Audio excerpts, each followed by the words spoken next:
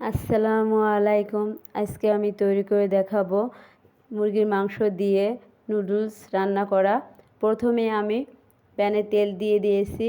এখন দিব মুরগির মাংস ছোট্ট করে কেটে ধুয়ে রেখেছিলাম পানি ঝরিয়ে, সেটাই দিয়ে দিলাম স্বাদমতো লবণ, সামান্য হলুদ।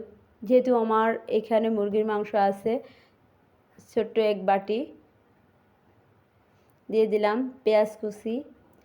সময় যাতে কম লাগে সেজন্য আমি একসাথেই সব কিছু দিয়ে দিলাম শুকনো মরিচের গুঁড়া হাফ টেবিল চামচ, সামান্য আদা বাটা, রসুন বাটা, আর এখন দিব জিরা বাটা। সমস্ত উপকরণ আমি একসাথে নেড়ে চেড়ে নিব, ভালোভাবে ভেজে নিব। ভালোভাবে ভেজে দেখা যাচ্ছে 2-3 মিনিটের মধ্যেই মাংসটা সেদ্ধ হয়ে যাবে। ভিতর থেকে ঢেকে দিব। দেখেন আমার ভাজা ভাজা হয়ে গিয়েছে, মাংসটা সেদ্ধ হয়ে গিয়েছে। এখন দিয়ে দিলাম পানি সামান্য। আমি এখানে 3 প্যাকেট নুডলস রান্না করব।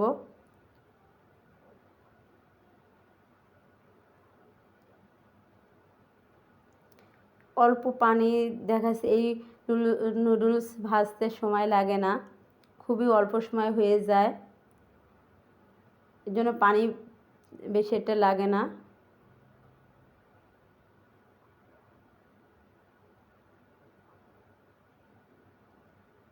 আমার মনে হচ্ছে পানি আর একটু লাগবে।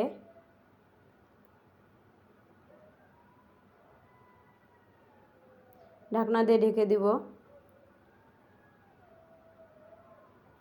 দেখেন অনেকটা সফট হয়ে আসছে।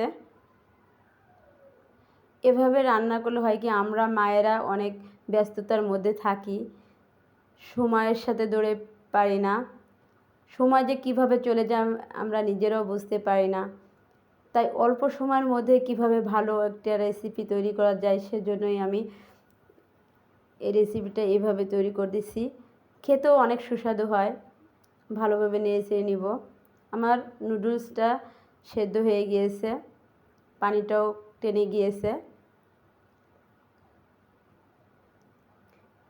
এভাবে রান্না করলে দেখা যাচ্ছে পুষ্টিগুণটাও ঠিক থাকে, মাংসের যে একটা পুষ্টি আছে সেগুলো ঠিক থাকে। আমি 3টা কাঁচামরিচ দিয়ে দিব। ভালোভাবে নেড়ে চেড়ে নিব।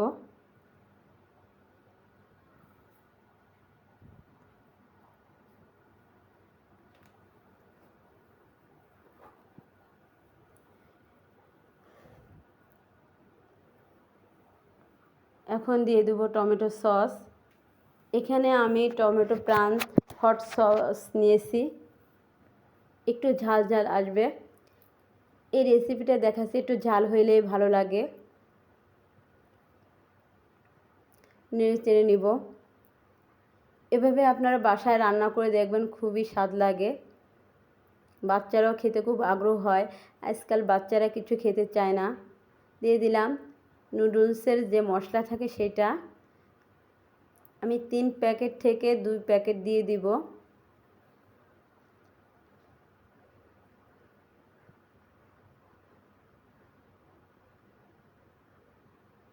ভালোভাবে নেড়ে চেড়ে নিচ্ছি।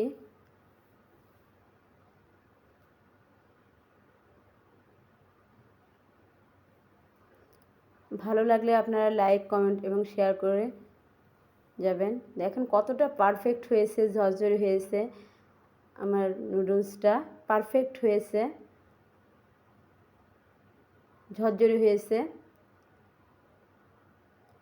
মাংসটাও সেদ্ধ হয়েছে। দেখেন বাচ্চারা খাওয়ার জন্য খুব আগ্রহ দেখাচ্ছে। এভাবে রান্না করে বাসায় তৈরি করে দেখবেন, খুবই স্বাদ হয়েছে এই রান্নাটা। আল্লাহ হাফেজ।